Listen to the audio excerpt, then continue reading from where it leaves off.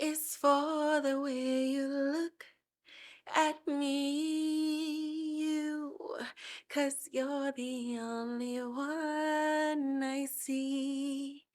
S is standing in your doorway naked, waiting, and T is touch me more than you touch your wife. You adore me less.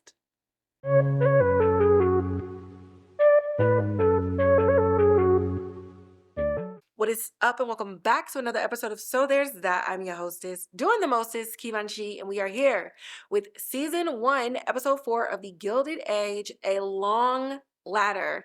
Now, this episode is a filler episode, and I've said this in episodes before, but I have a lot of new subscribers, so I'm gonna just say this again. When you're looking at shows that are typically between 8 and 10 episodes per season, somewhere along the way, between episodes 4 and 6, you're going to get some stories that on the surface seem like they don't fit into the rest of the storyline, or that they're just trivial things that you should just throw to the side. But they're actually like B, C, and D storylines that support certain things that are getting ready to come in the A storyline. And so in this episode, there were a lot of things that kind of happened that didn't fully involve Bertha and George and their beef with everybody in society, nor did it fully involve Ada, Agnes, or Mrs. Morris, because her husband gone, y'all. And so we really got to look at, some of my favorite characters. I'm still an advocate of doing like a side quest mini series of the help, the different aids and stuff on both houses, because I love Bannister, I love Church, and I also just love like exploring other things outside of what are we doing in society, who's heading society, who's doing all these other things.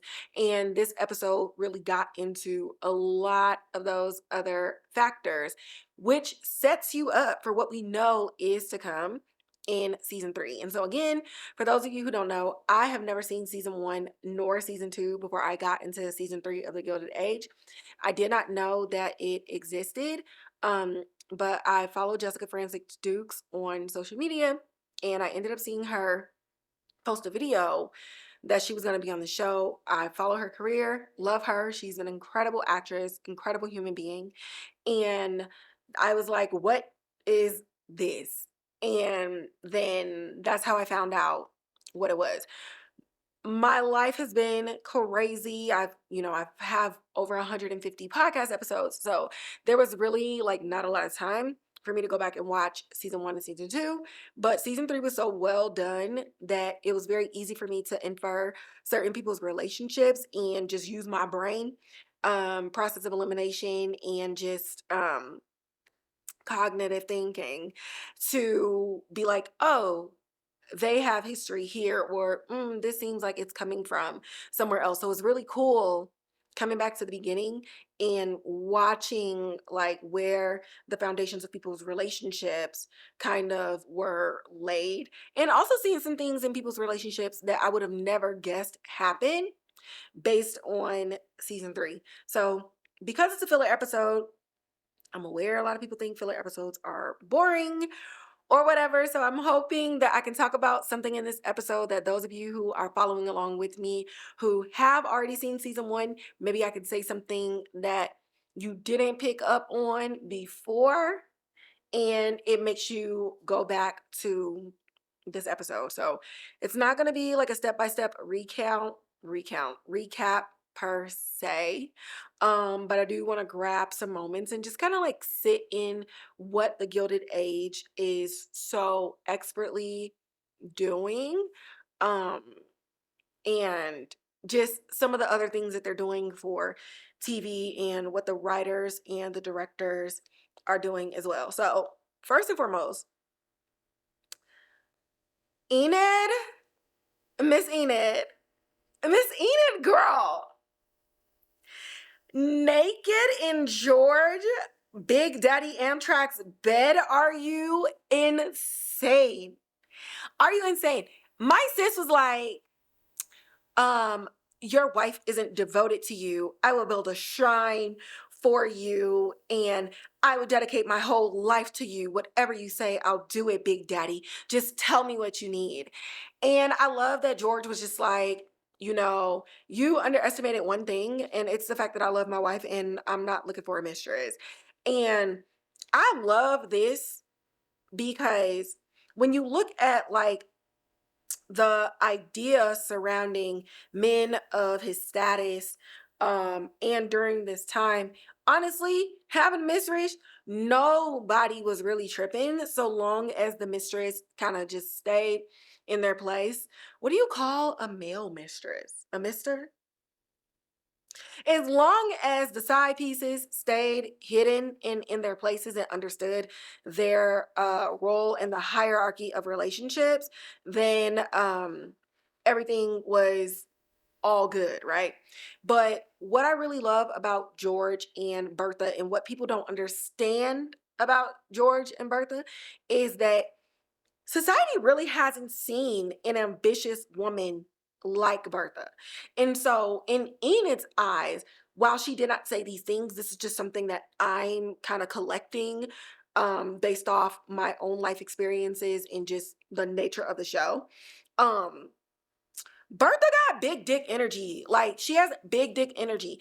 And people would look at what she's doing, and if they saw her in today's time, what they would say is like, oh, she want to wear the pants, she want to be the man in the relationship and all these other things.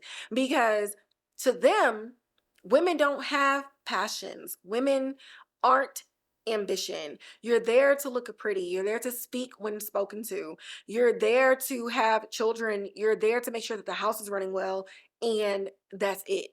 And so to Enid and her jealousy and everything like that, even in her own confession, I will give you my puss and make a puss do what a puss does. And I will be devoted to you. I will strip myself of my entire identity for you because your wife does not lay bare at your feet, and that is what you deserve as a man. Essentially, that's what she's saying. And it really highlights the lack of identity and the lack of self-worth that was put out there in the world for women. Even though Bertha is someone of um stature and someone who has money, to other women, she's looked at as a threat. I mean, take away just the new money versus the old money situation as like Agnes and Mrs. Astor are dealing with, because they got beef with Mrs. Chamberlain about being new money and, her personal life and stuff like that. But the problem is not necessarily like, oh, they got new money and we're old money and we were born into this and they made it.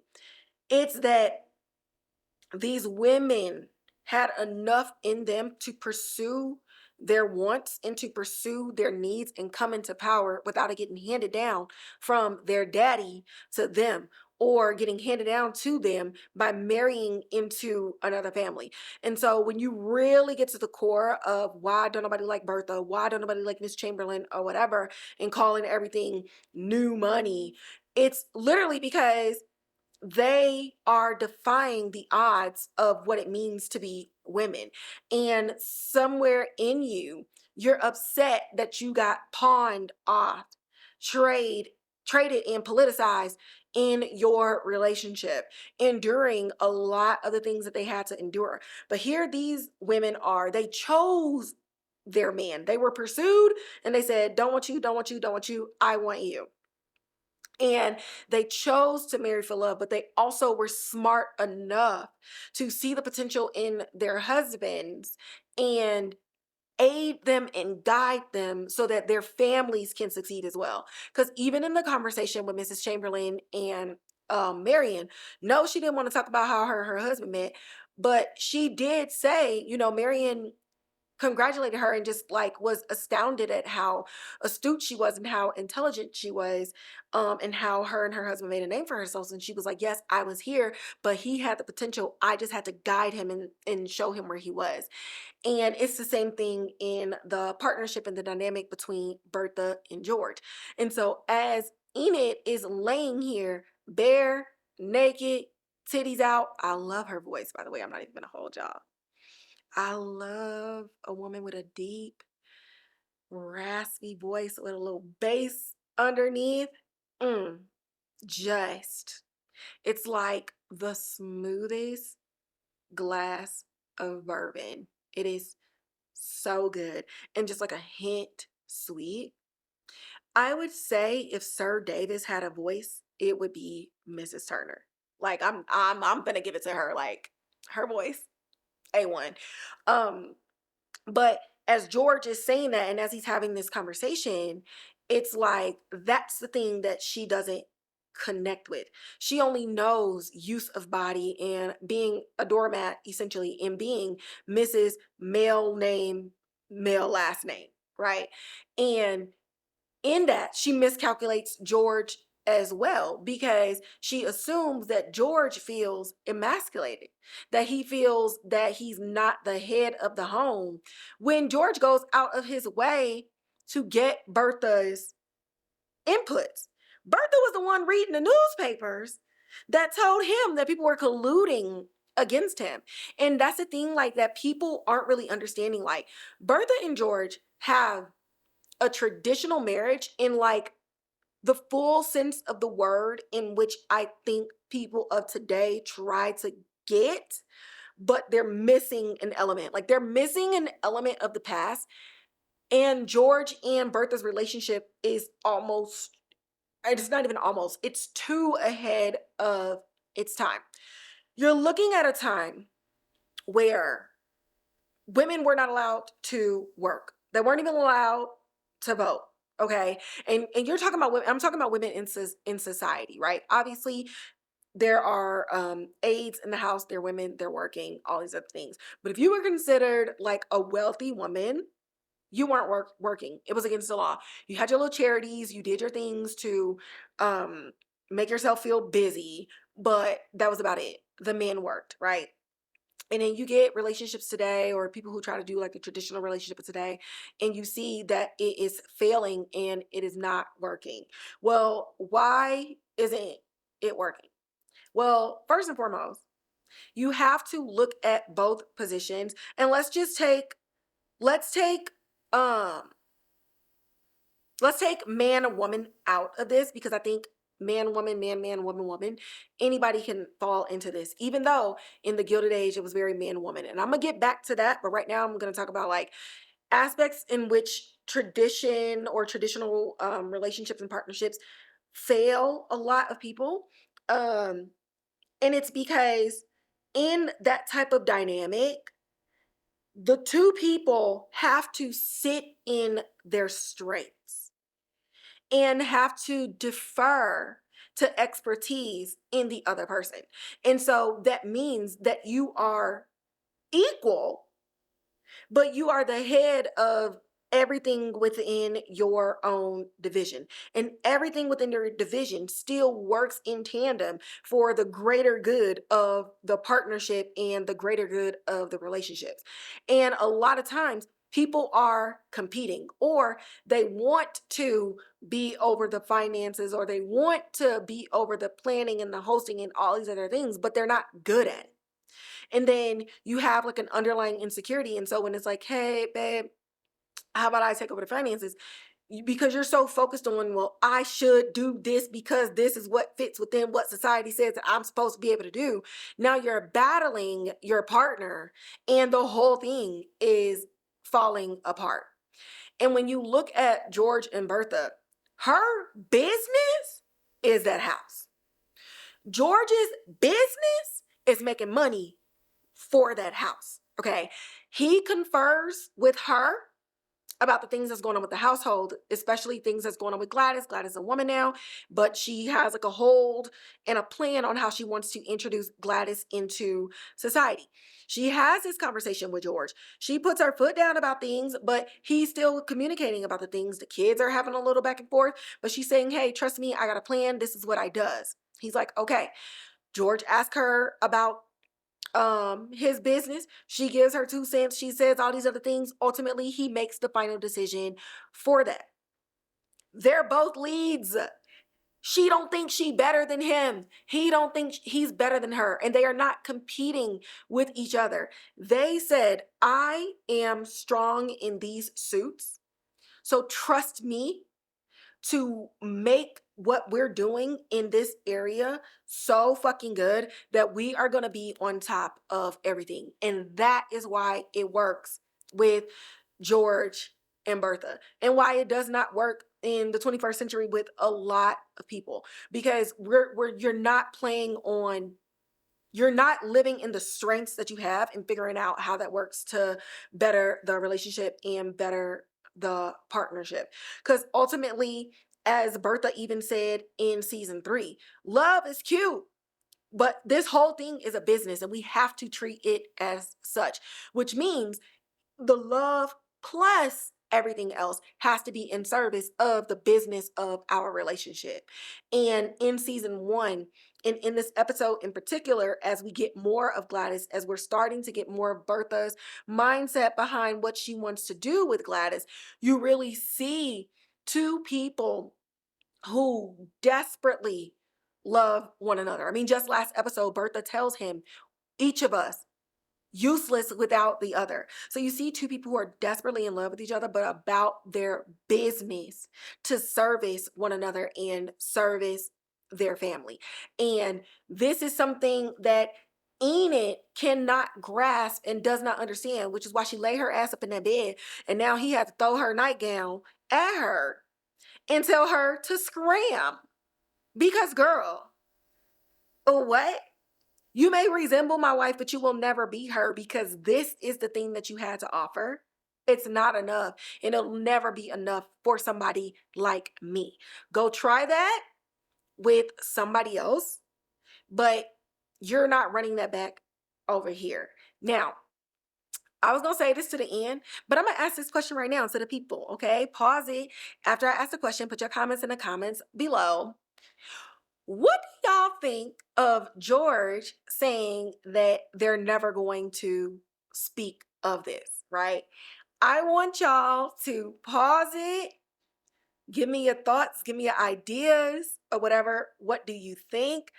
I'm going to take a moment and then I'm going to give y'all my thoughts.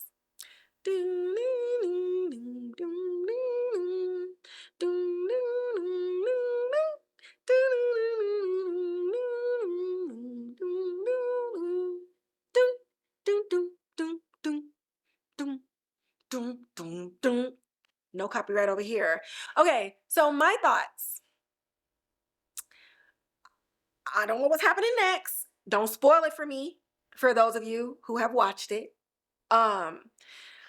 I think that because of the nature of her attempt at getting him, I mean, fully naked in his bed, I think that he should tell Bertha.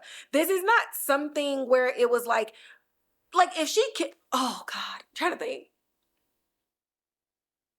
I'm trying to think of like any scenario where if she was fully clothed, where this would be. I think if she would have just told him, hey, I'm in love with you. You set me free. I can't do this thing called life without you here with me. And he was like, baby girl, time out. No, I could see him justifying not saying anything to his wife because nothing happened. She just confessed her love and he was like, hey girl, that's cute. I'm flattered. It is what it is. Because he did it.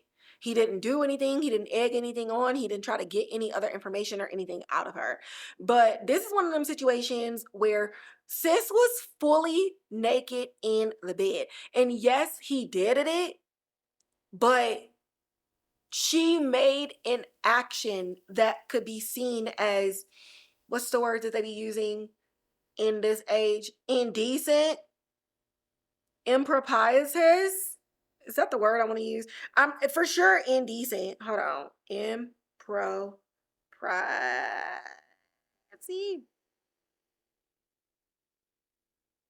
Improper behavior or character. Okay, I was in the vicinity. You know how sometimes you know words? I read a lot.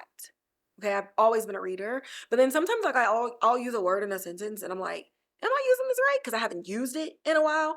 And then I'm like, oh, I shocked myself. Anyways, girl, what? But yeah, so definitely impropriety and indecency. And yeah, this would be something I wouldn't necessarily say around the house. Like I wouldn't want to like call her no scallywag or nothing and get everybody talking underneath the basement or whatever. But I would absolutely tell my wife, like, yo, nothing happened. And I kicked that bitch out after grandstanding behind you, but she was naked in my bed, bro. Like, I don't, I don't know. So yeah, I don't agree that he keep it a secret because of the extent in which she made a move on him. And it's so funny because I feel like 10 years, 12 years ago, I probably would have been like, I don't know. I think I would have still felt the same. I was kind of cutthroat in my 20s, though. I'm not even gonna hold you. But I feel like they're married, right? Um, And even the things that he said about Bertha, the little that he decided to say before he kicked the old girl out, there's so much respect that he has for Bertha that he has to tell her. And so I think the decision to not tell her is like that first fissure. And I said this in last episode. I'm curious to see what's going to be the thing that like starts knocking on the windshield of their relationship. And this was absolutely you driving on the highway and then like a tiny little rock hit your windshield. But when you're looking at the clear of the windshield, you're like, oh, okay, everything is fine. But what you didn't notice is that the windshield is surrounded by something when you look from the outside of the car, not looking in and not the inside looking out, is that this black panel around the sides. And that piece got chipped. And it is at risk of spreading across the entire windshield. And so I feel like that decision is that tiny little rock on the highway that hit your windshield and you thought everything was good. You're looking and you're just like, oh, okay, like, oh, everything's good. Whew, I ain't got no crack on my windshield, but you do because you're not inspecting hard enough. And so I feel like that's where we are in that situation. Um, Comment on something not as heavy, but I thought it was really cool to learn that this is around the time where the American Red Cross is looking to expand across however many more of the United States there was that existed at this time. I've used the American Red Cross notification just once personally, but had to have it used for other people multiple times. It is a great resource. I know a lot of people can be skeptical, but really when it comes to like death notifications, when it comes to natural disasters and, relief efforts and things like that, humanitarian efforts as well, it's a great resource. So I just really love like the history and stuff that's infused throughout this. I did not like history going through school. Like I'm a very specific, like I'm a Renaissance girly, like 16th century like art. um I like 15th century as well, and I like the Harlem Renaissance era. um I like, oddly enough, the Great Depression era. Really big into like the Shogun era, and stuff like that. But like history as a whole, like I hated world history. It was crazy. But when we finally started moving into some stuff that I liked, I was there. I was in my bag. And so just kind of seeing some of the things, even with the train, like even with George being like, I want to get a train and I want to run it through from one side of the world to the next. And the reason I'm calling him Amtrak Daddy, because honestly, like that's Amtrak. I took Amtrak all the time from Chicago to New York. And so for me, watching the show, um, I mean, I did it every summer. I was all the time. And so I'm just like, oh, like, I don't know, a piece of me, I go back into my own memories, like, damn, that's crazy. Like to watch a show in this era and it be tied to something that I personally used and benefited from in these two locations that are mentioned heavily in the show. I just think I'm like real cute. Like that's real cute for me. I get a little nostalgic or whatever. Another thing though that I found out, Mr. Rakes came and was talking to Marian at this event that Aurora Fane ended up inviting Bertha to because, you know, they got to eat crow and Charles is trying to make sure that they don't go broke by any means necessary. So Aurora, go do your job, okay? And he mentioned something about some roller skates. And I said, what? So of course I looked it up. Um, and I'm one of those. I just grew up with, if you don't know a word, look it up. If you don't know something, look it up. Like I'm an encyclopedia, dictionary, library girl. Okay. So I looked it up. So in case y'all didn't know, I think the first roller skates though, hold on, because there's two different type of things. So roller skates was first used in 1743 in a London stage production, but their invention is credited to John Joseph Merlin in 1760. The skates evolved significantly from inline designs. So this was inline skating, which fun fact, I learned how to skate on inlines when I was 4 and I was 11 years old when I first put my feet into four-wheel skates. And what I read about this, like the inlines being like a little bit more difficult to maneuver until James Plimpton invented the four-wheel skates in 1863. I felt like I felt like Bambi on the four wheels because it was just heavy. Like my ankles weren't used to it. It's crazy. And then like learning on inlines helped me ice skate. Like, I don't know. Anyways, so I looked all of that up. And so it was first called like the quad.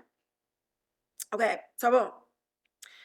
Um, So first recorded use of roller skates, like I said, 1743.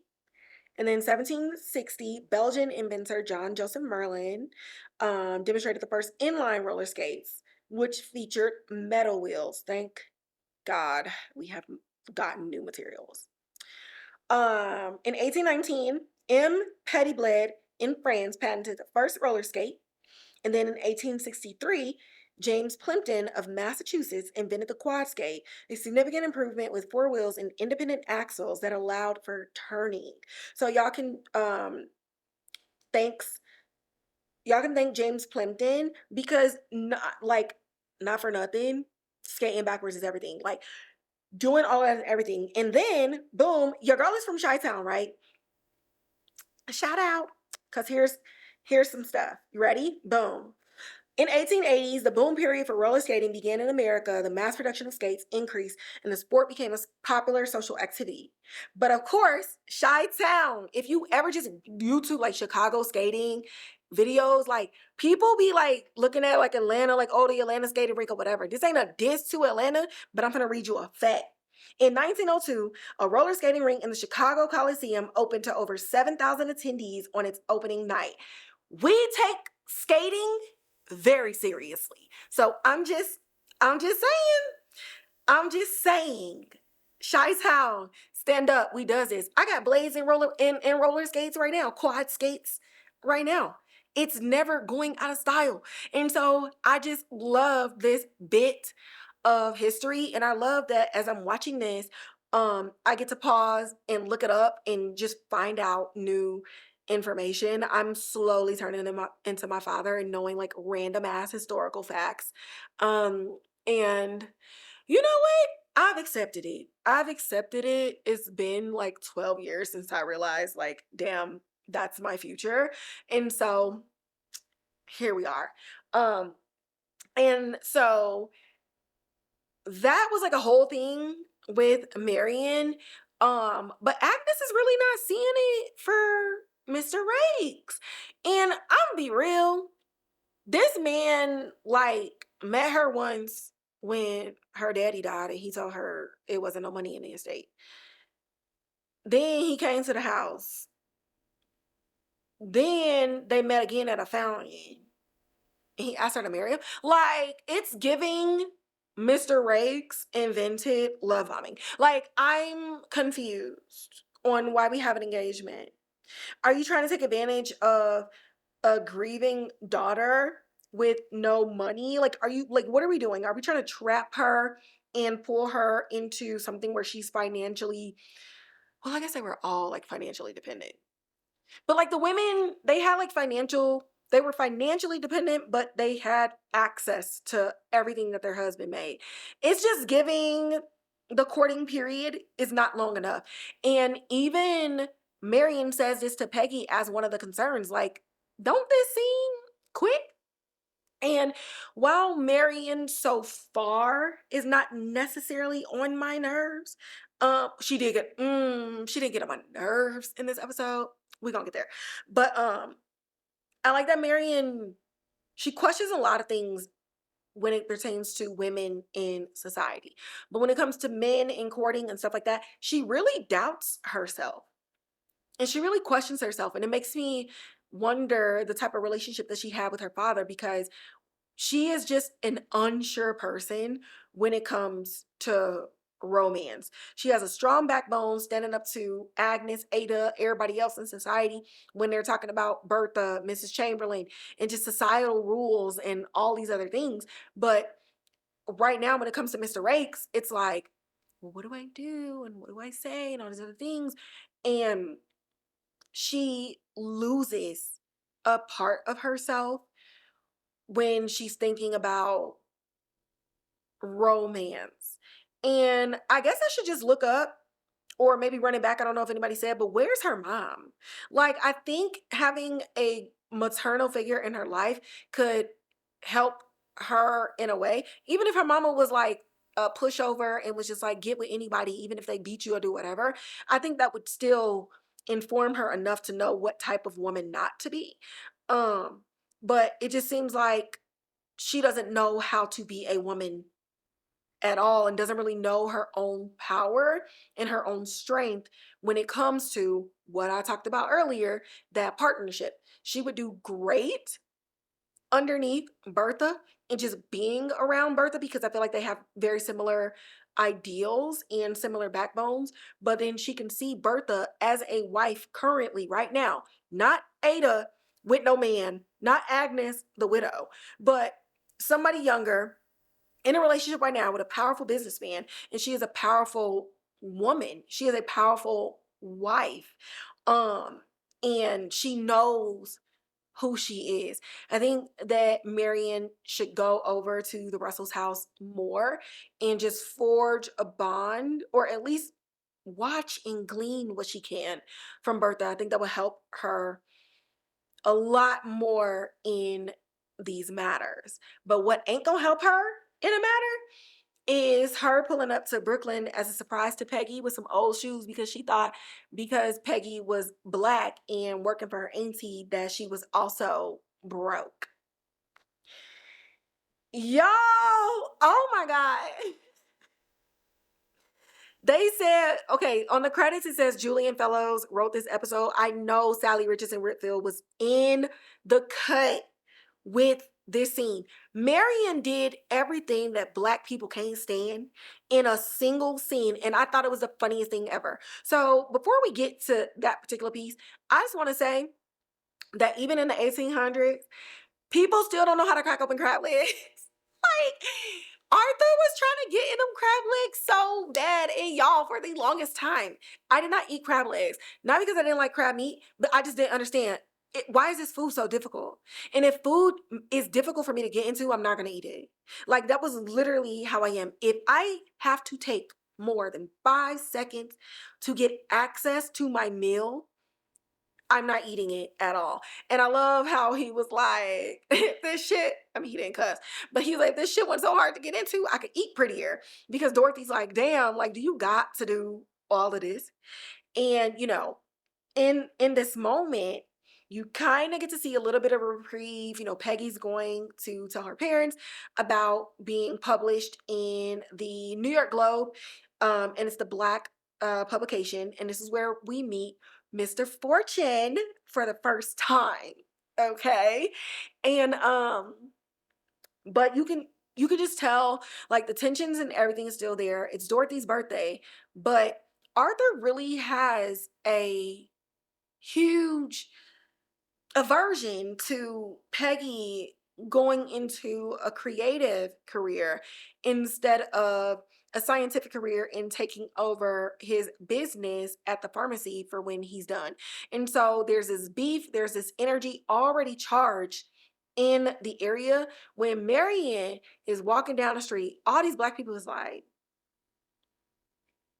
what is happening? And I'm pretty sure the word gentrification didn't exist, but I know they was looking like, there's one white person too many. Where's she from? And she goes, and the maid, the maid is like, sweetie, are you lost? And she's like, no, I'm here to see Peggy. What's up? And so she's looking around, and you could just kind of see Marian being like, oh, okay, her parents have like somebody at the house. Okay, that, you know, cool. You know, like people, maybe that's an aunt or something like that. She comes in and everybody's in their great gowns. The house is looking great. It is beautiful up in there. The wood is real wood. The china is real fine. And Peggy's like, girl, the fuck is you doing here? And Dorothy's like, oh, did you invite your friend? She's like, hell no, I didn't invite her. So Arthur's like, why are you here? And so Dorothy's like, Arthur, please. And he was like, no, my daughter worked for your auntie. And you just came over here thinking you can just access our space all willy-nilly and as you please. Why are you here, little girl? And Marian's like, oh shit. And for the first time in her life, I think like Marian finally, like, you know, when Black parents give their kids like the look, Marian may not have had a word for it, but she knew in that moment she was given the look by everybody up in the house. Poor Dorothy, she was trying to be as nice as she could, but also at the end of the day, girl, why are you at my house? And Marian's like, oh, I came to give y'all a gift or whatever, but like, it's all good. I see you don't even need it. So Dorothy's like, oh my God, it's my birthday. Like, well, can I see it? And so she opens up this bag and Dorothy and Peggy look at it. And Peggy was like, bitch, old shoes. And so Dorothy's like, what would ever make you think that we would need that? Because you thought we were Black. And so Peggy's like, no, she's doing it for charity. Like, it is what it is. And Marian's like, yeah, you know, like, I do this charity work, you know, but, you know, happy birthday, Mrs. Scott. It was so nice in meeting y'all. I'ma head out. Peggy's like, yes, Mom, happy birthday. We gonna head out. We finna get back. I got stuff to do. And her birthday's ruined. And I don't like that. I don't like that. And honestly, it wasn't Peggy or Marian that ruined the birthday. It was Arthur. And before I get into the Maggie? I don't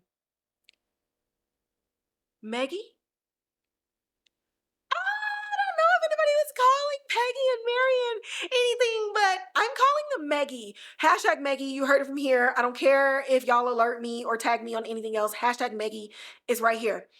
So before I get into the Maggie of it all, I just want to kind of sit with Arthur. Yes, he ruined his wife's birthday, but it's like, I get it's unintentional, right? And your intent doesn't change the outcome of pain that you cause. Like, as I'm getting older, I'm really learning that it wasn't my intention is a very poor apology, right? It's very poor because it removes you from the real pain that you caused, whether you intended it or not. And so I get that he did not intend to ruin her birthday, but he did, and she is sad. And so he must acknowledge this and he must rectify that. That being said, Arthur is a former slave.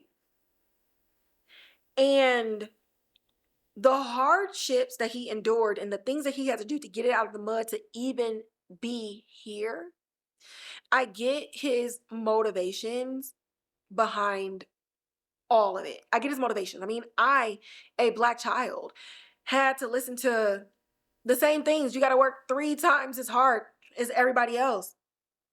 You're Black and you're a woman. You got 2 strikes against you. You're going to be better than everybody in the room, and they're still going to rank you last or not pick you at all to somebody who doesn't even have as much talent that you got in your pinky finger. And, you know, even I grew up hearing from my dad when I started talking about, you know, me wanting to pursue a career in the arts. Great dancer, great in track, all these other things. I drew, did all these other things.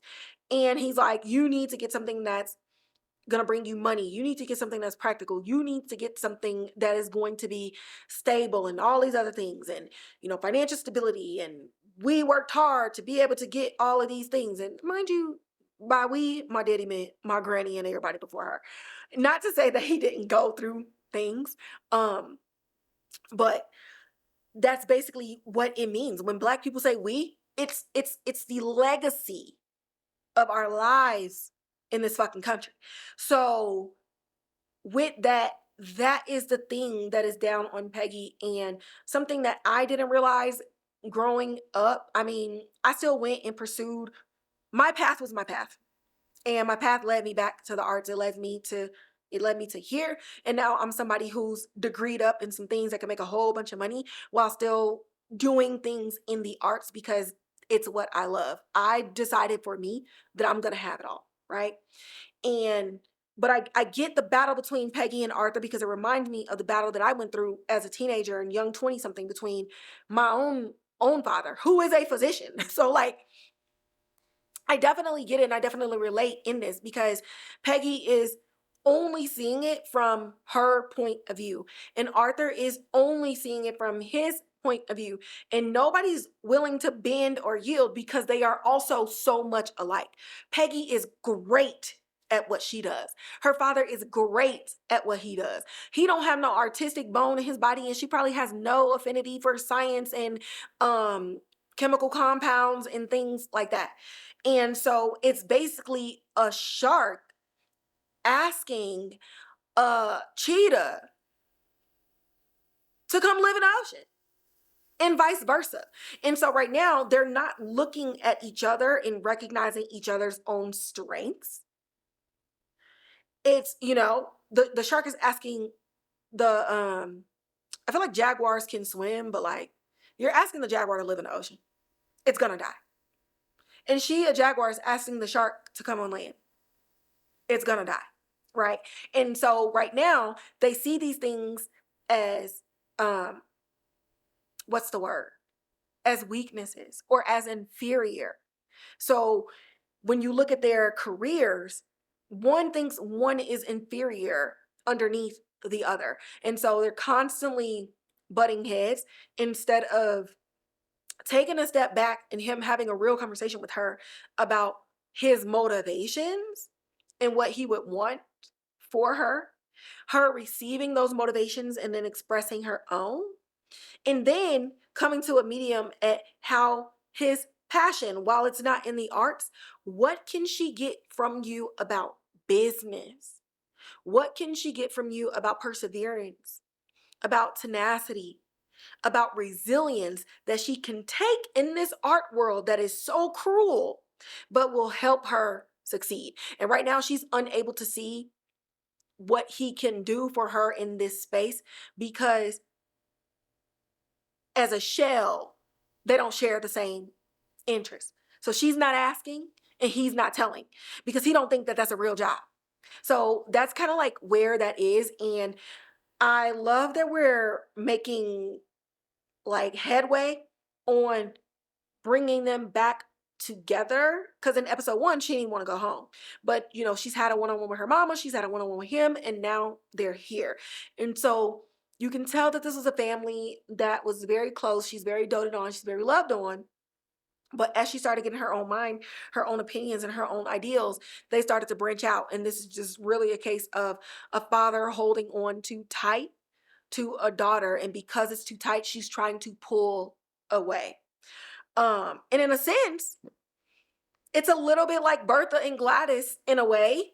Not from the racial side of things, but definitely from the I know what it's like to struggle, and I don't want you to struggle. And so I'm giving you the keys to the house. Here, take it, do what I said. And neither wants to really follow in those footsteps. Then add slavery to it all, and opportunity, bigotry, systemic racism, and it's just all these other things. And so Arthur is really operating out of a place of fear.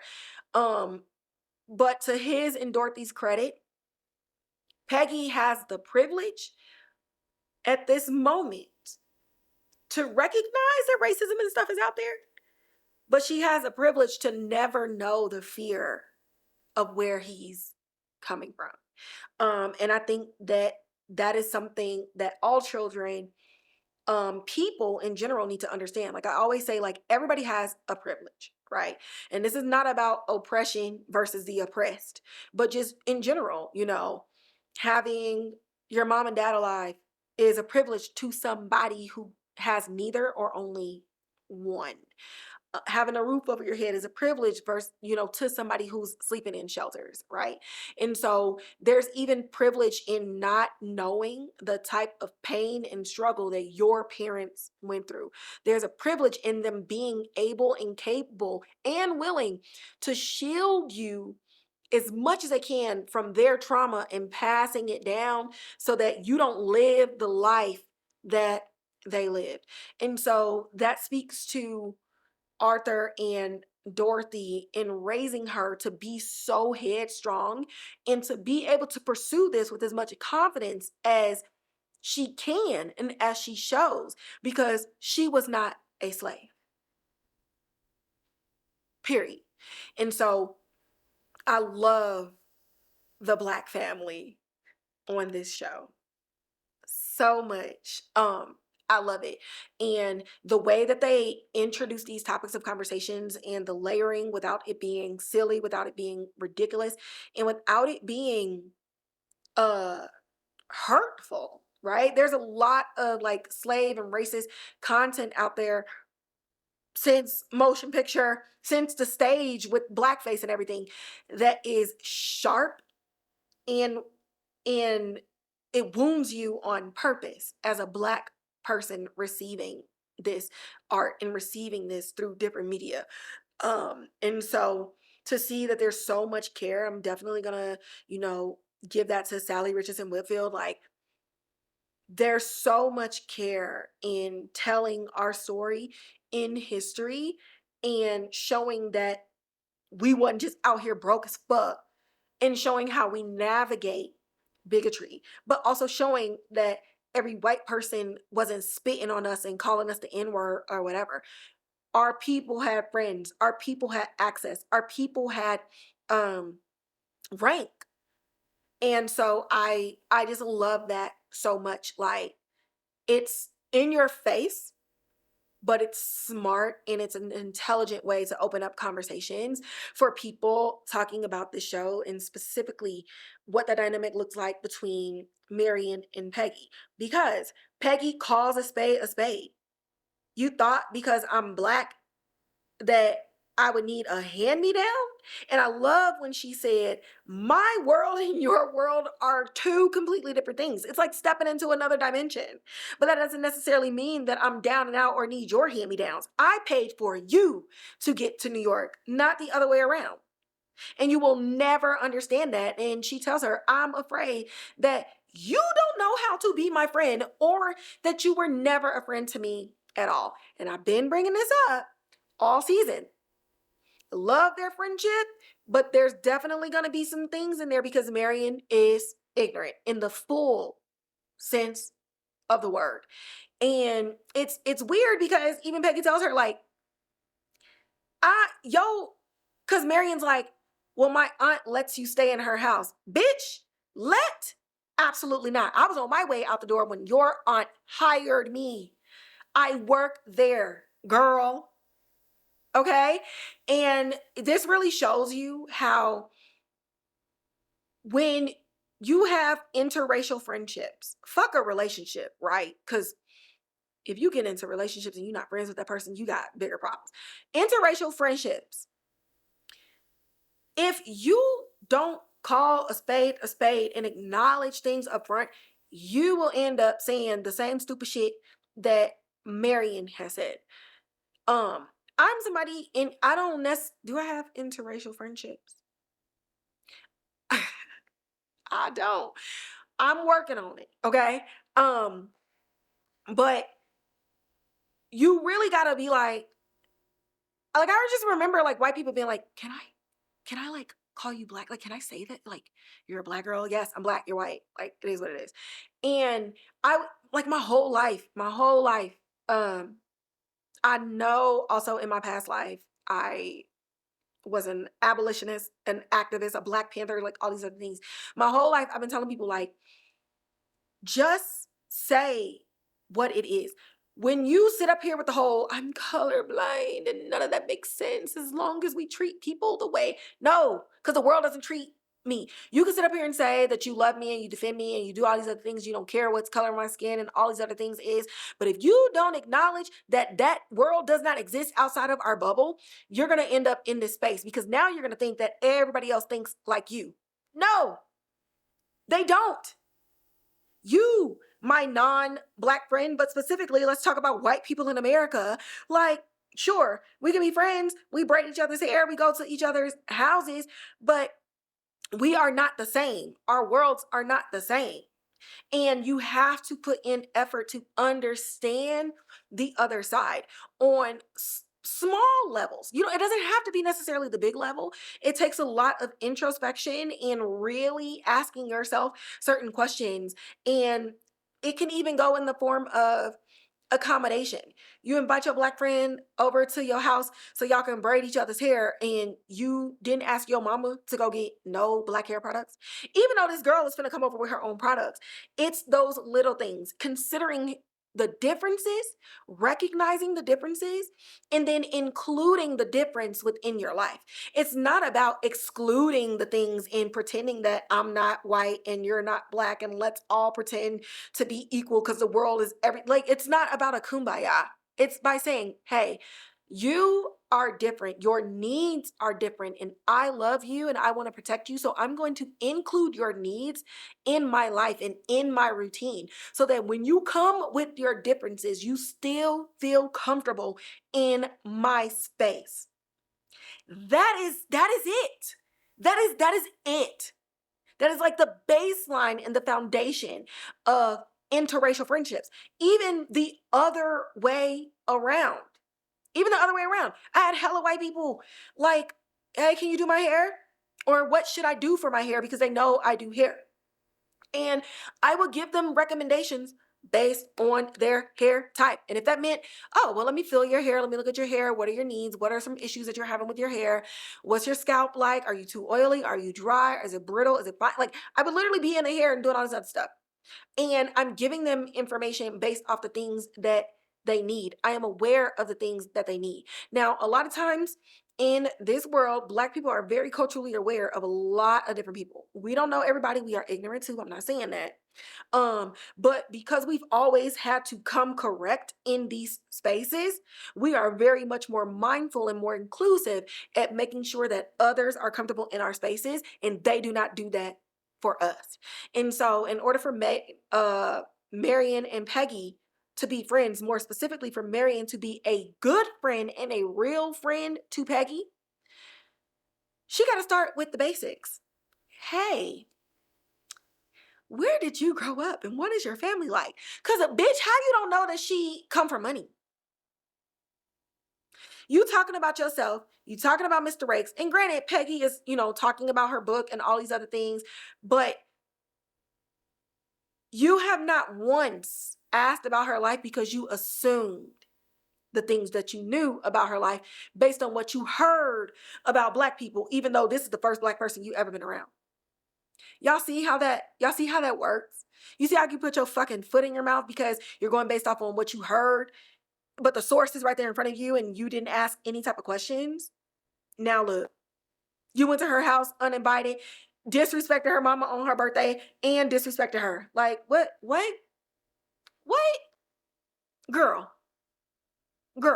And Peggy was right. She walked off on the street and Marian running behind her. That's right. In this neighborhood, white girl, you walk behind me. You walk behind me. And again, this just speaks to excellent writing. It speaks to excellent conflict. And I love this conflict. And I hope that people watching this, especially non-Black people who got Black friends, like, just ask basic fucking questions. All of us didn't grow up poor, beaten, traumatized, whatever.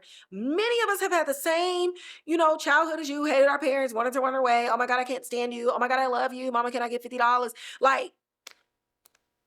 Yeah, that. But society still has this construct around us, and that's the thing that you believe in. And so then you interact with us from that space instead of just asking us a basic question, the same fucking question that you would ask Chad or Sarah on a playground. Just ask, bro. That's literally it. And if you're gonna be a real friend and not like the concept of a friend. You know what I'm saying? Let me check my phone. But I feel like I just chastised a whole bunch of people. I'm not necessarily trying to do all that. That was the last thing though. Oh, no. Last thing. Boom. Who said this? Agnes said this when talking about Marian, and really being into Marian's business about who she should marry or whatever. And Agnes said, marrying beneath, not Agnes, Ada. Sorry, let me reset this. Ada was having a conversation with Marian and she was talking about Mr. Rakes. And Marian asked Ada, had you ever been in love? And you really see Ada go back into a memory.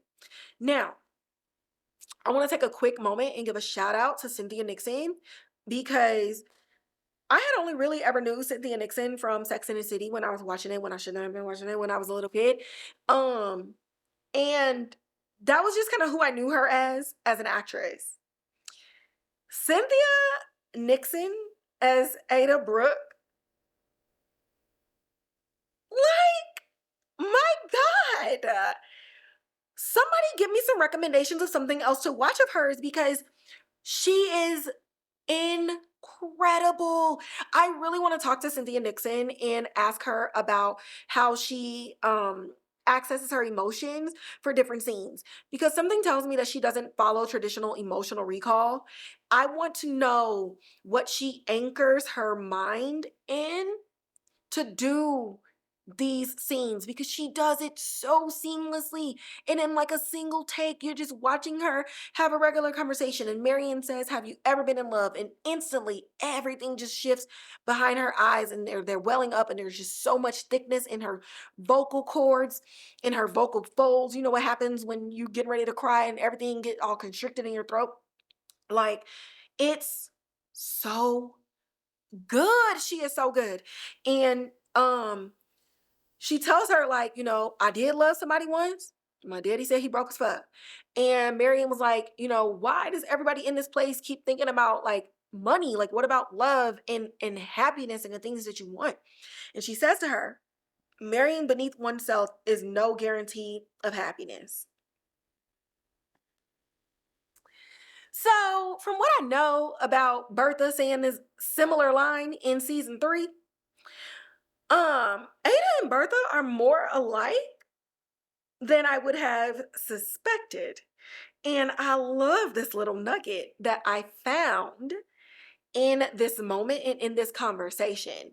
Because I feel like Ada came from a very similar place as Bertha came from in season 3 when she was really pushing for Gladys when it came to Hector.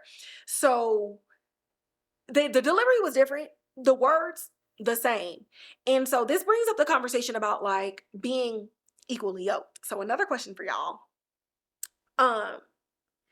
What do y'all think about that? Do you think that two people marrying should be equally yoked? And if so, what does equally yoked mean to you in that way?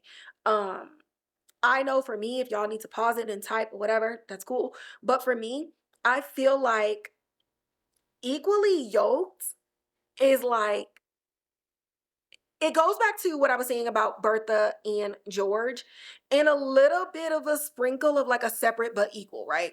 Bertha's a woman, George a man. He can work, she can't. Her business is the house, his business is the business. But they're equal in these things. He doesn't do what she does, she doesn't do what he does. So separate but equal is what I mean when I say that, not in terms of like civil rights and shit.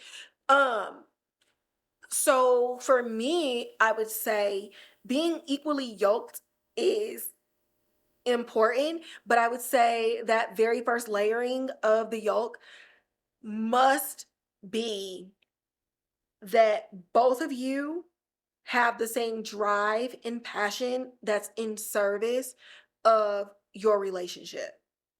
Like, you're an individual, they're an individual, cool. But if you want the relationship to work, the decisions that you make have to be in service of the relationship, and they cannot be selfish in nature.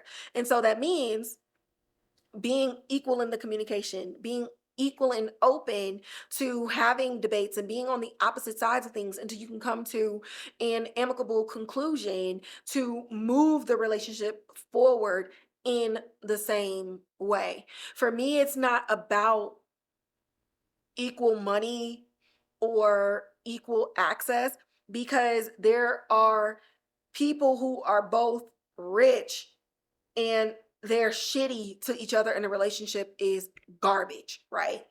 But it really comes down to being equal in ambition, equal in passion, and having the same goals for your partnership. Where do y'all see y'all's relationship? What do you want for your relationship? What do you want for your household? What do you want as a couple? And when you establish that, okay, then what do we need to do as individuals to serve that, right? So for me, that's what equally yoked means for me. It's not necessarily about like status and stuff like that. Because if you're doing everything in service of the relationship, if you got more money than the other person, well, if y'all are doing it in service of the relationship, that person's never going to make you feel like shit for having less. Ever. They're never going to go out of their way to make you feel less than or that you don't do anything in the relationship. And so that will never be a problem in the first place.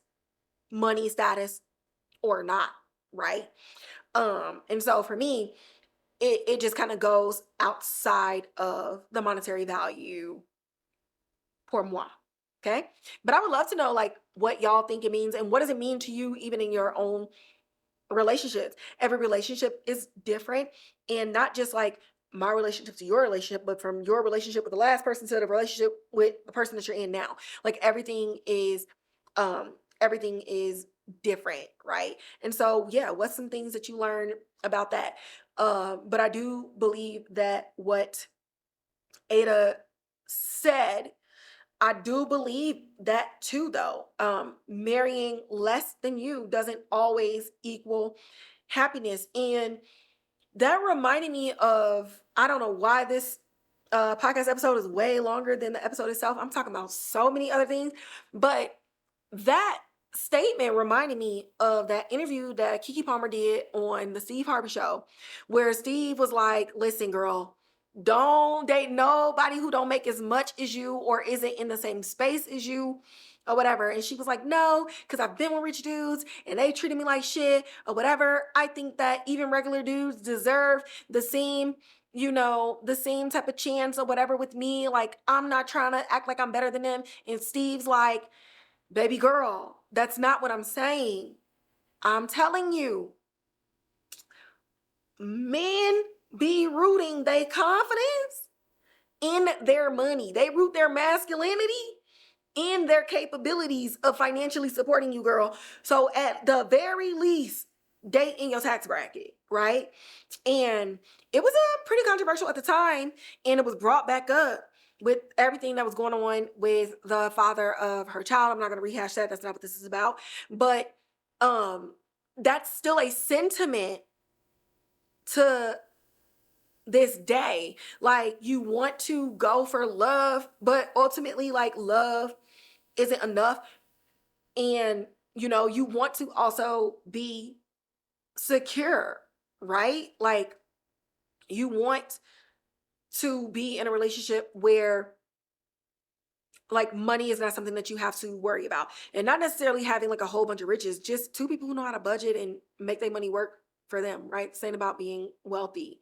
But it is also true that when you have wealth, marrying beneath you doesn't make you happier because you think it makes you more noble.